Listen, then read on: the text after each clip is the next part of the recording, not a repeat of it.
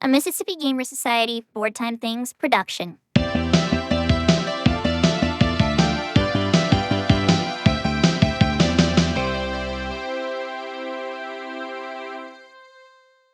What's up, everybody? Welcome to another episode of Bargain Bin Buddies. This is a special bonus episode because we can't get the crew to get together right now. So regulars here, we have myself and Mike. What's but tonight up? we've got two special guests. We have Austin My name's Austin. That's cool. and Zach. Hey, Zach. Also go by Emo Goth Human if you ever see me in anything else. And tonight's episode is going to be a little different.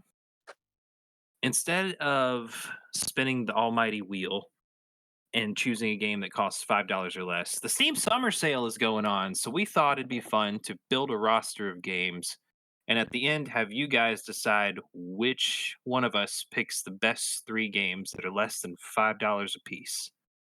So we did spin the wheel to see which order we go. So tonight we're going to start with Mike. Mike, what is your first of 3 games that you think people should buy that costs $5 or less in the Steam Summer Sale? Well, I'm going to tell you right now, I have been perusing the list a good portion of the day. I haven't even got through probably half the list of games under $5 that are just amazing titles. So if you're looking at getting anything, this summer sale would be it. Like even below $5, there's some great ones, great older games, which I've picked a bunch of. So going into it, my first game would be, really, if you haven't played it, I'm pretty sure most people have, but if you haven't, Titanfall 2 is below $5. I almost picked that one. I had to because I just have great memories of Titanfall 2. I love the game, love the gameplay, love the multiplayer. Everything was great. I mean, it's just an amazing game. Then my second one would what? Just stop you there. We're gonna each do we're gonna do one at a time. Oh, one at a time. Gotcha. So anybody have anything they want to say about Titanfall 2? Pick up kind of where we left off. I'm going to edit this part out, of course. We should have practiced a little bit before we got into it. It'll be fine. People like blunders. It'll be fine. Well, I'll say, when that game came out, I was working at GameStop, and I will always remember the trailer. I had one of the coolest trailers of any video game that's come out the entire time I was working there. The scene where the guy basically launches out of the Titan and grabs a dude out of a helicopter, slams him into the ground. It was pretty insane. That was one of the first. I was a Nintendo guy growing up, and when I got my Xbox One, that was the first non-Nintendo console I had, and Titanfall 2 was one of the first games I got with it. And I remember enjoying the heck out of that game and even getting really deep into the multiplayer. However, getting back into the multiplayer as an adult, the only people who still play Titanfall 2 multiplayer are gods among men. So it's it's hard to get back into. Yes. All right. So Mike, your number 3 was Titanfall 2. We spun the wheel. Zach is next. Oh, so this is supposed to be the third one on our list, not the number one? Yes. Okay. Kind of go in order of. We're going to end on our. I messed that up then. Just find a better game than Titanfall 2. It doesn't matter. Just what are your 3 Actually, no. games? I have a one. I have a number one. It's cool. We're going to judge it by the roster at the end. I have a number one. Okay, It's cool. Awesome. Yeah. So my number 3 is Call of Juarez Gunslinger. Ooh. So that is a single player game. Basically, you play a bounty hunter going through the Wild West, hunting down all of the outlaws that are, really famous outlaws. So like Billy the Kid, Jesse James, like all of these really famous outlaw names. Granted, they all didn't exist at the same time, but that doesn't matter. Not really. So the only thing I really had that was really against the game where I played it was some of the models just don't line up properly. So like he's got some pistols that are just a little large for his hands, so they don't sit in them properly like real pistols would. But as far as gameplay and you get into shootouts, you like you have these really cool mechanics where it's like critical shots and things like that, and it's just a really fun game.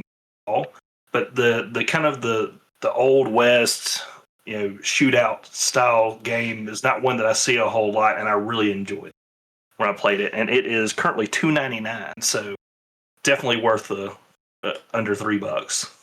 That is a Western first-person shooter, correct? It is, yes. That is a genre that we don't see very often, or a setting we don't see very often in first-person shooters. So it's worth a I pick up know. just for that, in my opinion. Oh yeah, and it was actually a really good game in general. Gameplay was really smooth, and you had a bunch of just different things you could do in the game, and it was really fun. It was definitely on my list regardless. Very nice. Austin, welcome to the podcast. What have you brought to us today? Okay, so I had to fix my list up just a little bit, but that's okay.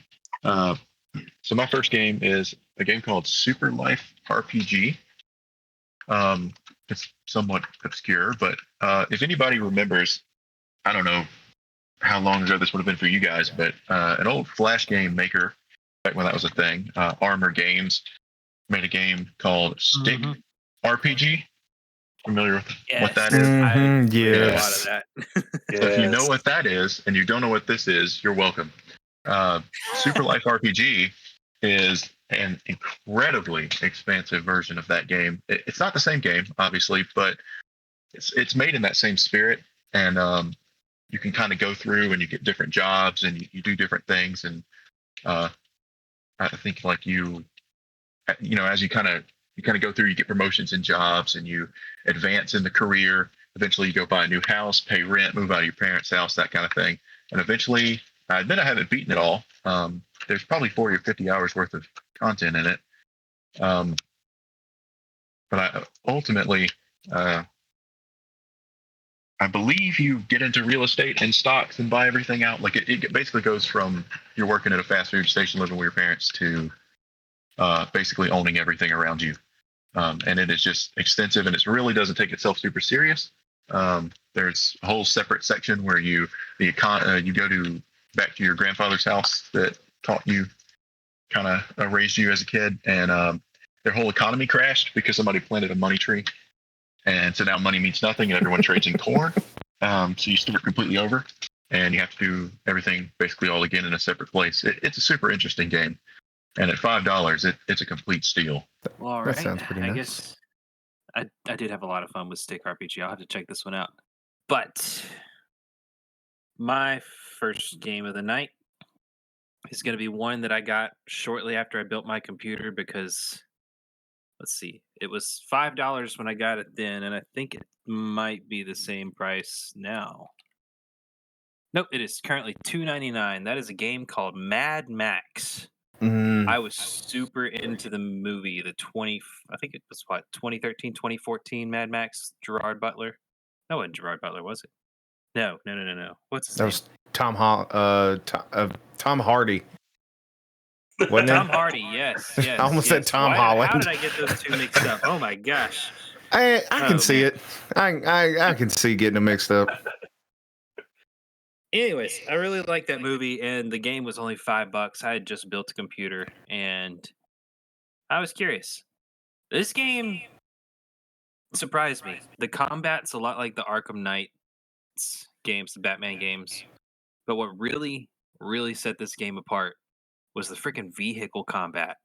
That is some of the smoothest, most crunchiest, awesome visual, explosive combat I've seen in any video game ever.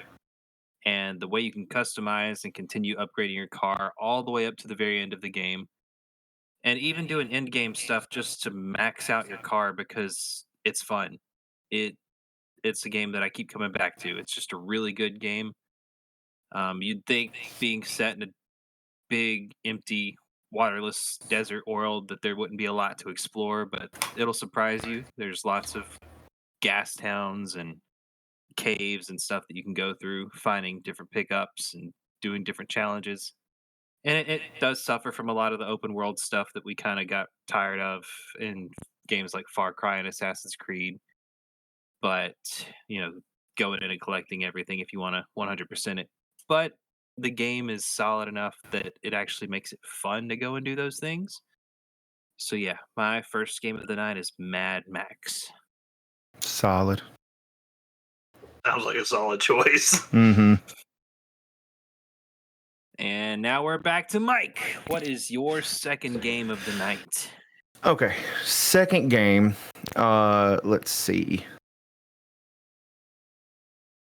I'm gonna say this is my second game. One, I like I said before, I was gonna put one in here I haven't played, but I really want to get on it and play it. But it's Undertale. Interesting. It's that one too. Yeah. I mean, it's under $5 right now on the sale, and I mean, I've always wanted to get into it. I just have never. It always slips my mind every time I get on here, and then I seen it, and I was like, I'm putting it in my list because I've seen TikToks about it. I've seen people talk about it. I've heard the musics from it. I've heard. I mean, the music alone, from what I've heard, is just a reason to play it. But now would be a good time to play it too, because Yeah. the full story of Deltarune comes out just next month, right? On Switch 2. I think it launches there. Is it all? I don't know much about the series. Is it already out on PC and other I stuff? don't even know nothing really about the series. I don't know if it was the whole thing. Wasn't it just chapter 2? Or did the full thing release? I think for Switch 2 they're releasing the whole thing. I could be wrong on that. Oh, Let me look okay. it up before I lie to the podcast. Oh, apologies. Yeah, 1 and 2 are free. 3 and 4 are out now. Oh, cool. So yeah, Yeah. timely. Play Undertale before playing Deltarune. Or Okay. don't. See, that's why I put it. That's why I went ahead and put one I haven't played on the list, just because. I mean, just the hype around the game has made me want to play it. Well, if it hasn't been played yet, Megalovania will be played sometime in this podcast because of that. Yeah. I mean, all right, that's my second one. All right, back to who was it? Zach? Or was It is. It is. Yep, back to Zach. Yes. Yeah, back to Zach. So, anyone who's familiar with me, I'm a horror gamer. I love playing games that have horror components to them. Huge Phasmophobia fan and stuff like that. So, my second game is Labyrinthine. So, this is a game where you can do it solo or you can go up to 8 players. And basically, it's a puzzle game / horror game where you're going through this maze where it starts out and it just keeps getting creepier and creepier as more and more weird things start happening. I'm So, looking at screenshots right now, and it's a big nope from me. yeah. So my wife and I tried playing this on stream a couple years ago, and we never did make it all the way through because we hit a place where we were just trying to figure out how to play, but like there's a lot of jump scares and there's some really good puzzles. Not the generic, you stand on this thing, they stand on that thing, and the gate opens, right? Like it's you can look and you can see the patterns and you figure out how things are supposed to move. It's genuine puzzles. They're not too difficult, but they are difficult enough to make it fun and make it interesting. But then they add in the horror component with jump scares, and then they start adding in monsters, and you go through and you listen to, like, there's tapes of previous people who've come through on investigations and stuff. And so there's a whole lot of background and lore and things that happen in the game. And it really is immersive, really good. And for $4.99, I feel like it's a really good game for anyone who kind of has that horror, that itch that they like to scratch. That also like the puzzle games as well. Very nice. Well, Caleb knows my stance on horror games, so That brings us to Austin. What is your second game of the night? All right. Right before I list that, I learned something about myself. I was looking back at my list, and I realized that every single game on my list, all however many 10 of them, are indie games, all of them. So I guess that warrants mentioning. And so my number 2 title here is a game called Monster Sanctuary. That might ring a bell for some people. This one is not so under the radar. It is a creature catcher platforming like upgrade type game. So you basically start. It's a Metroidvania, and you encounter creatures in a Pokemon-esque kind of way. And as you defeat them, you're able to kind of recruit them to your team. And it has kind of a skill tree system for leveling them. Instead of something like IVs and EVs, it's a little more static. So you're able to really perfect creatures and kind of play with it, reset it, mix and match a little here and there. And the thing that stands out for me about this game is it's not like it's hard to oversell it, because both sides of it, like if you're a Pokemon fan, you'll probably enjoy this. If you're a Metroidvania fan, you'll enjoy this. Both sides of it are equally very, very good. It didn't kind of, focus on one over the other. Really good. New Game Plus. I think they've had a number of free DLC come out as well over the years it's been out, and it's up there on my list for sure. I've been kind of eyeing that one, but I've never committed to it. It looks good though. It's got a really nice pixel art style, something that I like a lot in games. Oh, yeah. All right, so my number 2 pick is a game that I thought Diablo 3 was going to be more like. I played it before I played Diablo 3, and it kind of ruined me on Diablo 3. That is a game called Grim Dawn. Ooh, I played that. It was the Yes. follow-up. I think some of the team behind Titan Quest went on to make Crate. I think Crate Software made Titan Quest before selling Titan Quest to THQ Nordic, and then Crate went on to make Grim Dawn, and now Titan Quest and Grim Dawn kind of coexist. But Grim Dawn is probably one of my favorite ARPGs of all time. I love its weird, not quite steampunk, not quite fantasy setting. It's got a lot of eldritch horrors and stuff like that. The classes are different than you expect. You've got your arcane abilities, but you also have blunderbusses and different weapons of that variety. Your shields, some of the first shields you pick up in the game are literally furnace doors. It's kind of got like nothing's really whole, and everything's kind of just trash. Not really disgusting, but just makeshift, I guess is the word. I like it a lot.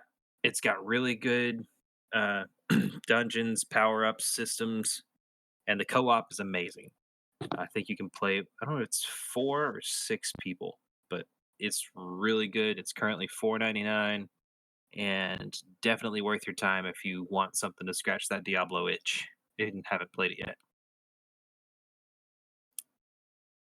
Yeah, I've got that game. I think I got it in a humble bundle, and I've got 3.8 hours in it. It's one of those things that I'm not really a huge RPG guy, but I think you and I played it once. I was gonna say, and we I played remember playing the Arena DLC with you at one point.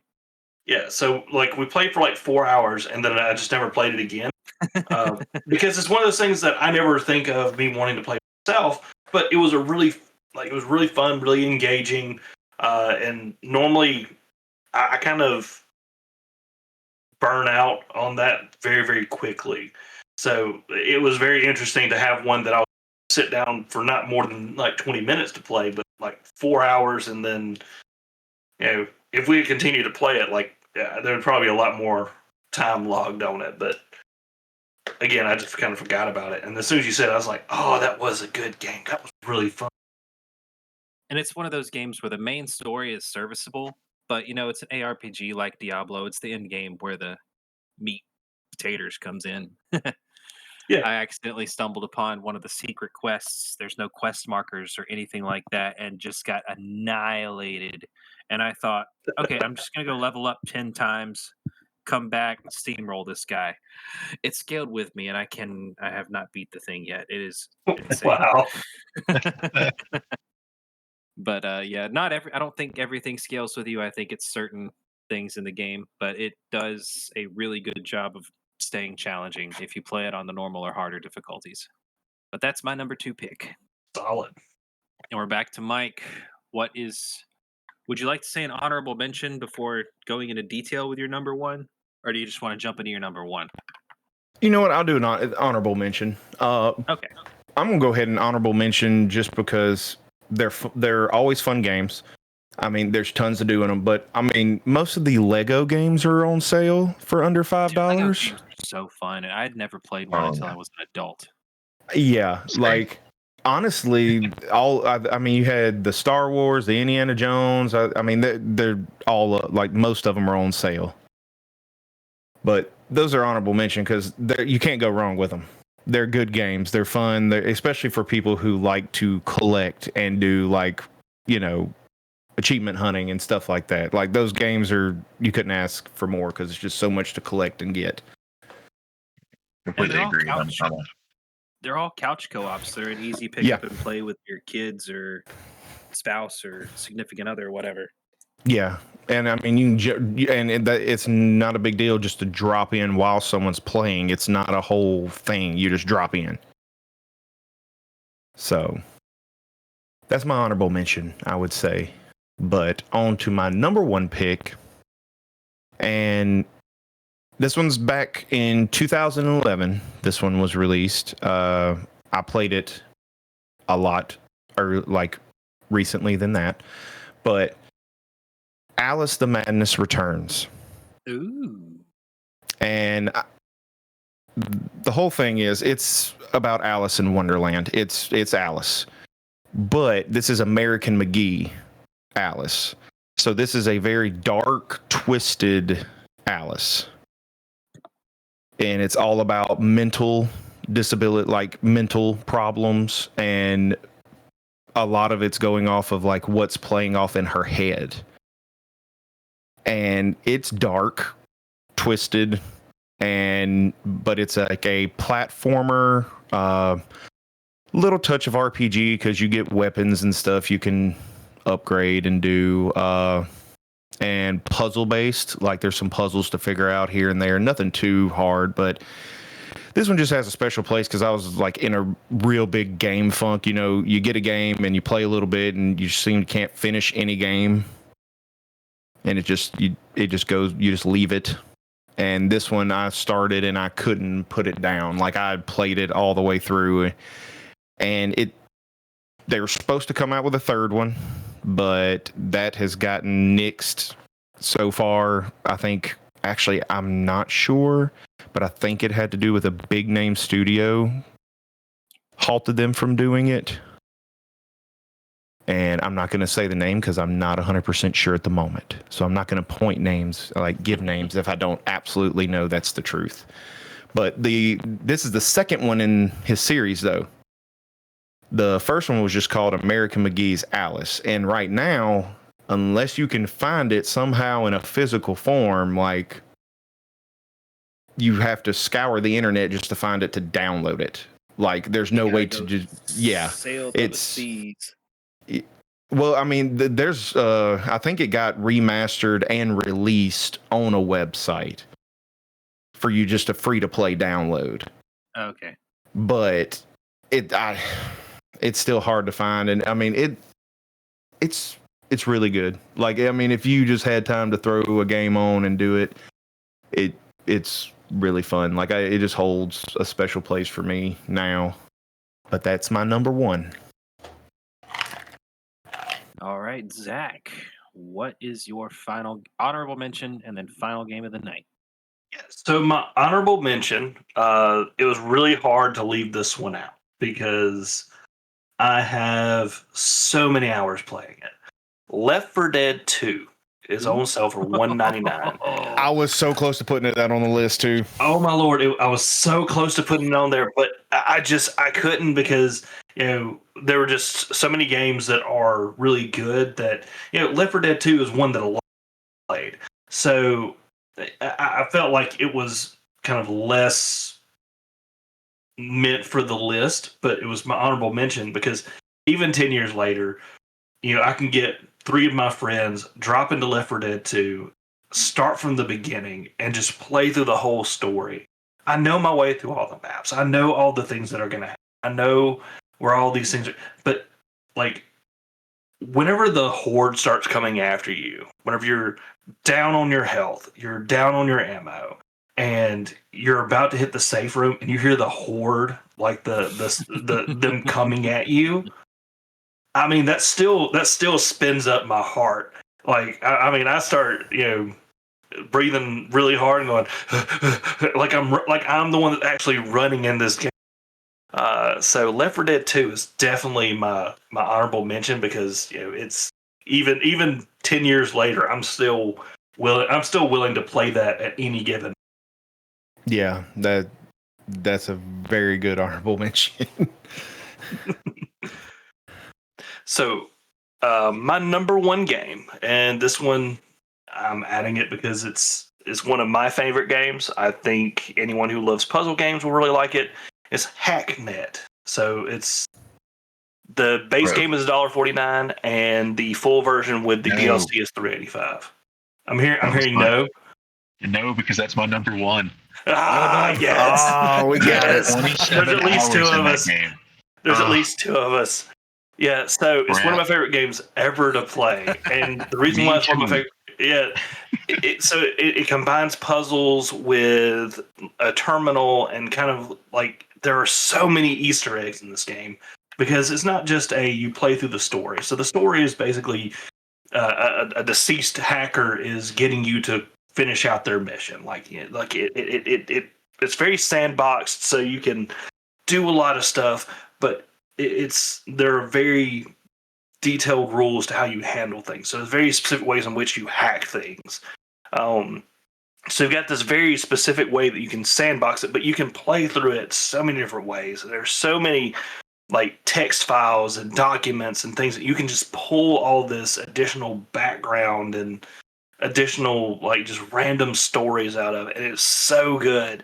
And Austin obviously thought the same thing because I was expecting no one else to think Hacknet. I was thinking, maybe Labyrinthine would be on somebody else's, but Hacknet, I never expected somebody. I saved it for last. I know, me too. Thing ready for it, man. It's one of my favorite games. I've replayed it probably 10 times. I've played the DLC. I've played mods. If you haven't played the DLC, you must. And with the DLC, what was it, $3.85 or something for all of it? The soundtrack was by, I believe, The Algorithm, as in like a very obscure band that is kind of just 2 guys in a soundboard and drum set. But I believe the soundboard guy made the soundtrack for the DLC, and it is just one of the best games I've ever played. Absolutely. All right, so Austin, Zach just started number 1. So you can talk us through your honorable mention while you decide yes. to figure out your new number 1. So lucky for me, I had a huge list here. None of these even stack up to even close to my number 1, but that's okay. I will take a sidebar. This game is not less than $5. I know that breaks a rule. This isn't my honorable mention, but this is mostly a recommendation for Zach. If you're not familiar with 19.4, you need to look that up because it's a much more realistic version of this. It's like $14 right now, but it's kind of like the next evolution of this, and it's actually has teams. You can like team up with people and do this one a little more realistic. I have added it to I've been writing a list of all these games, like the ones that really like that I don't already have. I'm like, ooh, that sounds really interesting. So I'm just writing a list of every time y'all say something. Oh, that sounds really cool. Let me get that. Okay, so my honorable mention is a huge asterisk. It's the one I was asking you about earlier, Caleb. Okay. So it's technically free. It is called Tactical Nexus. This game is very specific. So it's a tile-based tactical game, but it's also a math game. It's an optimizations game. It's a high score chasing game.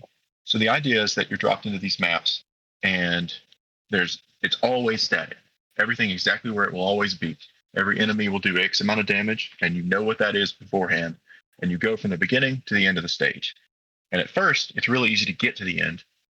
You're rewarded for doing things a specific way, getting a higher score. You get certain things. Eventually, it gets so hard that you can't even fathom how to possibly beat a stage. And then later on, it turns into every minor little change, doing a different enemy changes your high score by 100,000 points, and it's insanity. Found out about it. There's a random article written. I got clickbaited. They said this game just became free. This was not that long ago, and people have put thousands of hours into it, and they're not lying.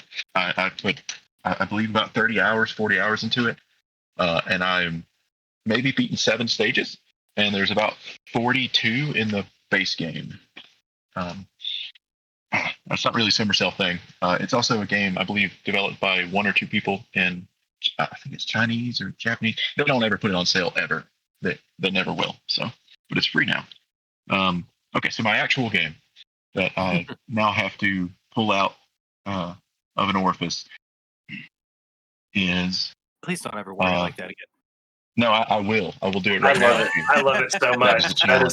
That is a new phrase I'm going to start using. Yeah, that was your. Well, it was that or cuss at y'all. I don't know what you prefer. So my number one is it's a game called Supraland. Supra. That's a good one. Supraland. Yeah. So and the sequel's great too, but it's not under $5. So, or I don't think it is. Supraland is like I don't know how I would describe it because it's a platformer game. It's kind of an action game. It's kind of a Zelda-esque type game, puzzle platformer kind of thing. But it has a really interesting, really charming design idea. It's like the whole thing. It's not really a spoiler because all the media makes it very clear. But you're the toy that a kid is playing with, and you're running through this, this made-up world this kid is playing, with their toys in there. And it's a mix of like what the kid's perceiving and what they actually have. So you might be running through a desert and then you see like little building blocks, and it's a very interesting thing, but kind of has a lot of some really good tight platforming for a lot of extra stuff. Really good combat. If you like upgrades, I'm a big upgrade guy. You mentioned Lego games earlier. I've played a ton of those. I really like upgrading things and completing things and seeing a big check mark. This game has a lot of that. All of your little things, little power-ups you find along the way can be upgraded and various other things. Yeah, that was good. Also the sequel, which I don't think is under $5, but they're both really, really good. And they both more or less play on Steam Deck if you're into that. I can vouch for that. Superland's a really cool game. Oh, yeah.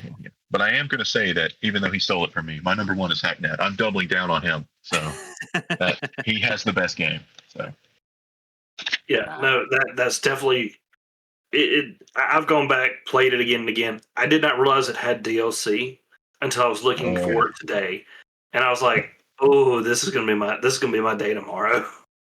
It has Steam Workshop support and a ton. Every few years, they host competitions where people mod custom campaigns that are even longer than the regular campaign. So you're about to clock another 20 hours, I imagine. Oh yeah, that's gonna be easy.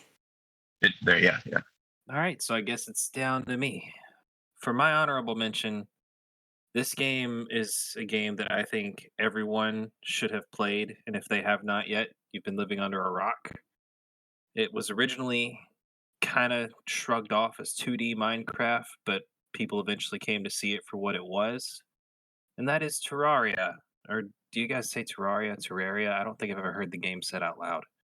I would call it Terraria, Yeah. but I'm also from the South, so I mispronounce everything. Terraria.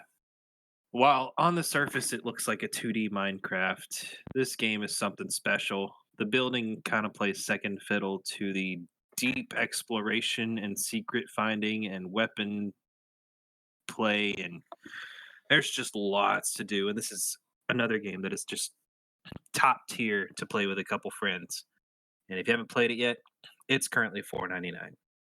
But my number one game, this is a game that I wish more people played because from what I understand, because it underperformed, the studio is not doing so hot. This game has a lot of charm. It reminds me, it's one of the few games I played on a whim because I was looking for something else, but this one caught my attention. And I started playing it. The music drew me in, the art drew me in, and then the gameplay was challenging but fair and fun. And that game is a simple game called Death's Door. In Death's Door, you play as a crow. In this game, crows are kind of like the Grim Reaper, but they're not a scary thing. They just kind of assist souls, bringing them to the afterlife. However, some souls end up living longer than they should, and that's where these crows come in, and they kind of have to, take them in by any means necessary. But at the beginning of the game, you go after a big soul, and an old crow comes in and takes it from you, and you can't finish your assignment. You don't want to go back empty handed, so you go and see what this crow has. But this crow wants to go beyond the big door. And behind that big door, we don't know, but he cannot the big crow can't go in until he completes his tasks. And to open the door, you need to find 4 great souls. And that's where you come in. So you've got 4 big bosses to beat. The world is bleak, but not in a depressing way. It's kind of got a layer of melancholy all over the game. I mean, you're guiding souls to the afterlife, but the game's got a charm to it in an almost Ghibli sort of way. It reminded me a lot of Spirited Away in some parts, especially with the first. This isn't a spoiler because she's all over the cover art. The first boss is the Urn Witch, and she turns all of her subjects' heads into pots and urns. And there's a cool story behind her soul not leaving, and it just the game handles death with a reverence that not a lot of games do. And for that, I think everybody should play it. I believe it's currently $4.99. Give this developer more money. Let them make more games. That is all. Okay. Interesting thing just happened. I looked that up on Steam and I said, that looks just like Titan Souls. I'm going to mention that when you're done. That's the same developer of Titan Souls. Really? That game is currently $1.49. Yeah, no, that whole like Souls-esque boss fight type mechanic. Yeah, as soon as I looked at it, I was like, that reminds me of Titan Souls. It's the same developer. That's the only 2 games they've done. So, yeah, that is going right in my cart right now. I will admit I've never actually beaten it. It's a game that I played first on Xbox Game Pass, and then I stopped paying for Game Pass, and then I got it on. I think I got it either on Steam or through another service, and then I started playing through it for a video I was working on, and then the video didn't pan out, and then I picked it back up, forgot where I was in the game, and started it back over. So I'm on unsuccessful playthrough number 3 right now. I got you. Well, if it's anything like Titan Souls, man, I beat about 80% of that game, and let me tell you, they are challenging. So if this is like that, it is. I don't think it's as difficult as Titan Souls.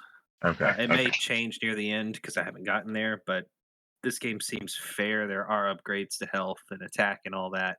Okay. All right, so Yeah, let's recap. Mike, what were your 3 games? All right, my 3 games were Titanfall 2, and it was Undertale for a game that I want to play, and then Alice the Madness Returns for my number 1. And my honorable mentions were Lego Star Wars or any of the Lego games on sale right now. All right, Zach, what were your 3 so we can recap?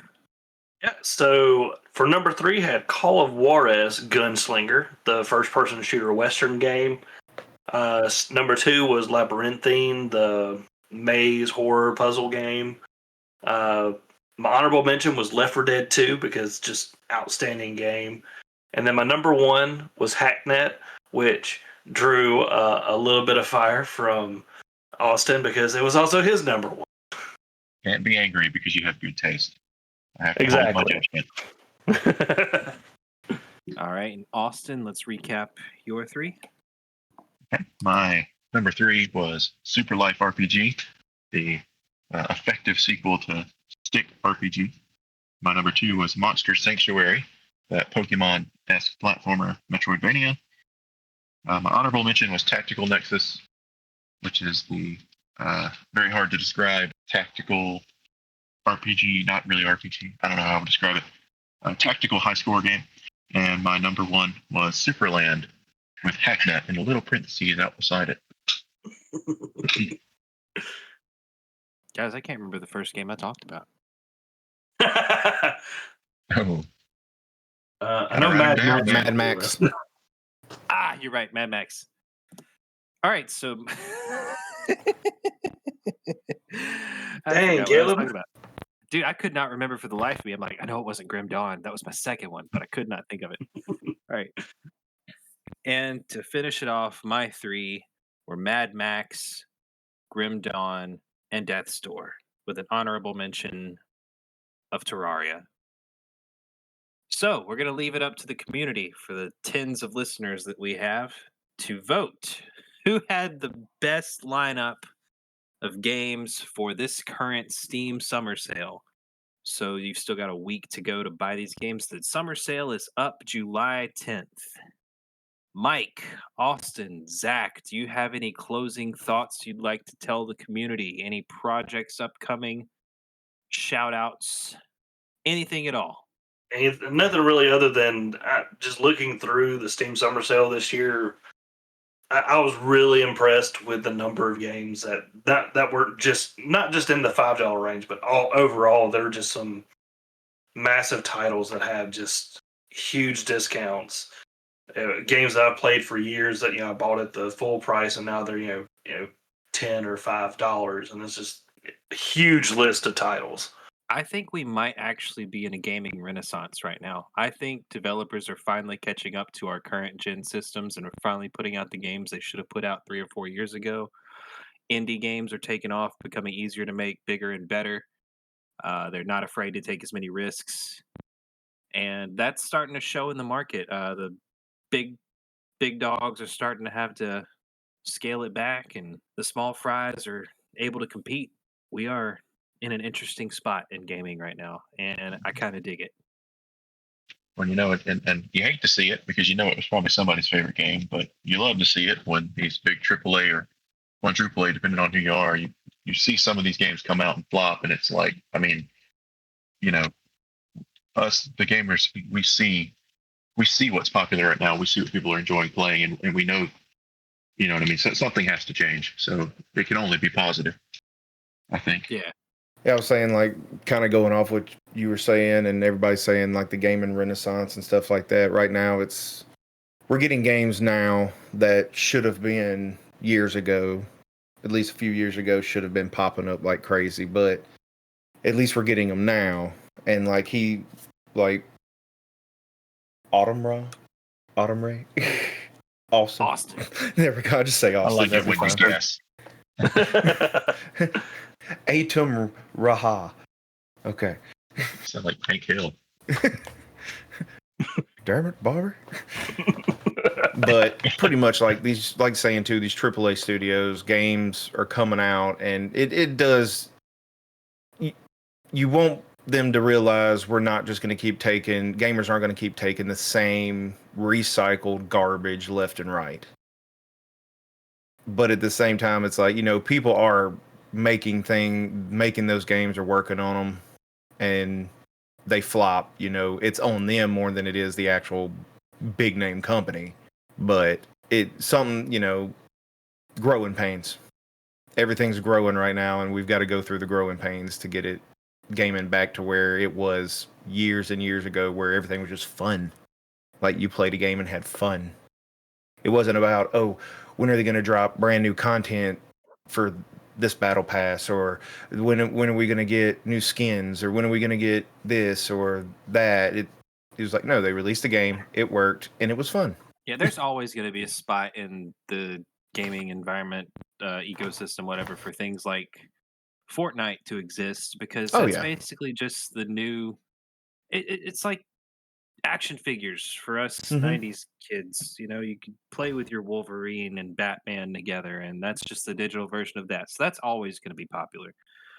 But we're seeing with all these inflated development costs, games are starting to cost $80-$90 before DLC. So they launch, $80-$90 with planned DLC coming later. But then you've got smaller teams, and I'm just going to say it because it's been talked about to death at this point. coming out like Sandfall Interactive making Expedition 33. They had a development team of, I want to say it was somewhere between 30 and 34 people. I keep seeing different numbers. And they were supposedly made of ex Ubisoft devs, and they didn't like the culture there, so they went and did their own thing. And it has paid off very well for them. And that's not to say that only 33 people were involved in making the game. That's the development side. There were voice actors, motion cap, all that kind of stuff, composers, artists. But even then, 33 developers on that game versus a team of about 500 developers for Assassin's Creed Shadows. So, I mean, Yeah. we're starting to see it scale back. Yeah, kind of what we're seeing, and a lot of people have known this. And if I asked you to name some of the big wigs in the gaming industry, some of the first names you'd say, what we learn is these big companies with IPs aren't what make the best games. It's the people. Two examples. One recent one off the top of my head is Igarashi, who made Bloodstained, right? So you have these situations happen where specific devs leave specific companies, and you see that the quality kind of goes with them. Yes. I don't know if anyone's seen the Death Stranding 2 reviews. Kojima, he's absolutely killing it. It's insanity. I haven't even played the first one, I'll admit that. But, I mean, people are saying this one's basically a 10 out of 10 across the board. Which, yeah, this is. I didn't think it was going to happen, but I'm seeing people call this their game of the year over Expedition 33. Yeah, which is insanity. And I mean, the thing is, I'm by no means saying that Kojima by himself is doing this, right? Neither with Igarashi. They're pulling out and they're pulling teams over, and they have a vision, and that's what they're sticking to. And Yes, it's forcing certain companies, if they're not seeing it, they should be. We're seeing it. So 100%. I think a lot of it has to deal with, like, especially when you get to these indie companies making these great games that are coming out, and even Kojima and all that making Death Stranding 2 and all this. I think it has a lot to do with the perceived, like, deadline of a game.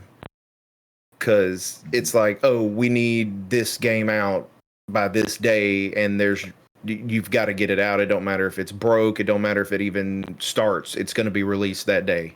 And I think that's what the AAAs have been starting to go with, is this whole deadlines are killing the games and not being able to put what need to be in there. And it's like, oh, we'll fix it later. Release a broke game and then we'll fix it later. And a lot of these indie studios, they're pouring their heart and soul into a lot of these games. And like, they're like, no, I'm not putting this on the market until I'm happy with the game. It's good and it plays and it works. And I think that's what indie studios have, or indie gaming has over the AAAs, is that they're on their own time. Oh, 100%. You don't have shareholders breathing down your Exactly. neck wanting their money like next week. Yeah. Yeah, so I think an advantage too that the indie developers can take advantage of that a lot of these larger developers can't, like these larger firms, is things like early access. So these big firms, they have all the capital they need to push the game, so they have deadlines, all those kind of things. Indie developers don't have the deadlines, but if they need some capital, they release an early access game where it's like, hey, we can get some early feedback on the game. They can bring the intended audience into the feedback loop, be their testers, be the people who say, okay, we really like these mechanics, or these mechanics they're a little clunky. And so you're not just kind of in an echo chamber like you potentially could be with with these large firms where they've got people in house that are doing the testing and the QA. You as an indie developer, you can bring in your community to tell you what they like, what they don't like, and then when you come to full release, you've got a game that not only is more fleshed out and is better, but you have something that your community has been involved in helping you create. So you can kind of get some of that additional tie-in and some additional involvement that some of these larger firms would not be able to. Exactly. And I think it helps too that there's a stigma now. because it's like indie developers. When they make a game and put it out, even early access and do it, a lot of people coming to them and like the game's messed up doing this or broke. They're going to just tell them like, look, I did this and it broke, is it me? It's something to look at. Okay, cool. Feedback, they read it, they fix it, they do whatever. And I think it's that indie developers might get a little bit more leniency. And if something's, especially in early access, if something's not working right, and then AAA studios, like if they release something even in a beta, they're going to get trashed. If it's messed up or not working in beta, they're getting trashed now. Yeah, I never played it myself, but I feel like Concord should have been online longer than 2 weeks. I thought the game looked fine. The people who played it said it was okay, but because it was a team of Sony devs that had like 8 years and everything, and they were touting it as the next big thing, it was over before it even started. And that's the thing, like they pushed it to be the next big thing. Oh, this is going to be better than everything, and all they did was copy and paste every other hero shooter there is. It's like it's the same game with a different color palette. That's all it is. So you can say that about a lot of different genres, though. I mean, was Banjo-Kazooie just a copy of Mario 64? To some people, maybe, but it had elements, but it wasn't just like a straight like. There are, like I said, I didn't play Concord, but I'm sure it had enough to set it apart. I don't know that for sure, though. And I mean, that's just the thing, though. It's like I think it had a lot to do with the marketing of the game, and then, and like I say too, like nowadays, if you put a game out, and well, also let me go back to the point I was making about betas and early access too. These games from indie developers, like you said, they have access to this early access, and they put it out, and then they usually stay in early access. I mean, some of these games are in early access for what? Vampire Survivors just got out of early access not long ago. Phasmophobia is still in early access. Yeah, it's been what, 2 years, 3 years in early access? Yeah. I want to say 7 Days to Die was in early access nearly a decade, just released last year. See? I mean, that's the thing. But, and then when these AAA games put out betas, like, oh, y'all can play the beta. I know, like, a beta used to be back when, online gaming started, getting real big. You get a beta like 6 months, before a game came out. And then, give them time to fix it. But now they're releasing betas. They're like, oh, here, everybody try this beta 3 weeks before the game is supposed to be released. I'm like, what is the beta for? You're not going to fix anything that's majorly broken in 3 weeks. Like, these companies they're trying to save money by cutting out one of the most important steps, which is the playtest step. They're supposed to pay. There's people who do that professionally, and they play and they take notes and they say what they like, what they don't like. And the companies are saying, well, why don't we just throw it out there? And at the end of the day, as gamers, you want to side with the indie dev. You want to side against the big company. That's the default position. So they can't really do that. Yeah. But they're gonna. But I mean, they do it now anyway. Because I mean, even when they release a game, it's broken most of the time, and then they patch it 3-4 days with a full game download update. I mean, that's a lot of them. I mean, that's how the companies are doing it now. Which, if they want to do it that way, that's fine. But when you release a game and say it's a beta, and it's 2 weeks before it releases, and everything's broken, 2042.